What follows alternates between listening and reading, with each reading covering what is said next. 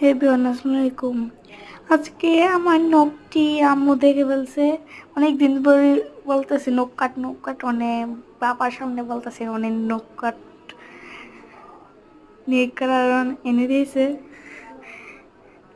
বাইরের আবহাওয়াটা অনেক ভালো না, খালি বাতাস।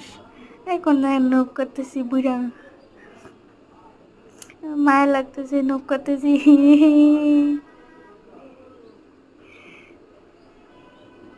বড় নখটি কেটে ফেলতেছি।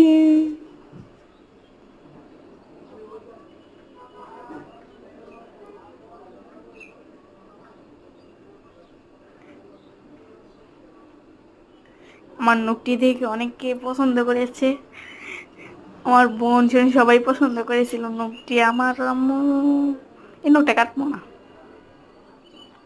4টা হলো ওইটা কাটবো না। এই যে এলা গস্তাছি, একটু কাটছি, অনেক গস্তাছি, সব কেটে লাইলে হাতের সৌন্দর্য থাকে না। এই যে নখ কেটে ফেলছি, এখন পালাই দিব। পালাইতে মায়া লাগে না, জমায় দিয়ে দিই। না জানি করে এই ডালটা পালাই দিব। তুই আমার আলেক কি পিজা, তুই আমার সৌন্দর্য কাইটা নিছস। এগুলো দেখেন কেমন লাগতেছে নখ কাটার পর। পিরাঙ্গুলো রাখছি, কমেন্টে জানাই যাবেন কেমন হয়েছে। তুই মায় জানে বুড়াঙ্গুলো নখ রাখছি, জন্মে দেওয়া দিব বাবার সামনে।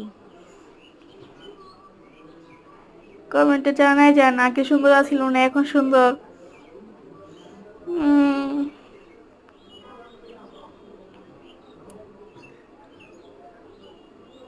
আরো দূরে পালাই তুমি, তুই সময় আরেক কি। এতদিন আম্মু বলছে নখ কাটতে, আমি কই বাহানা দিছি নো নীল কালার পাই না পাই না। আজকে আমার বাবিরে কয়েছি সঞ্জনা নেক কালার নিয়ে আস, নখ কেটে দিব। বকা দিছে, টাটা।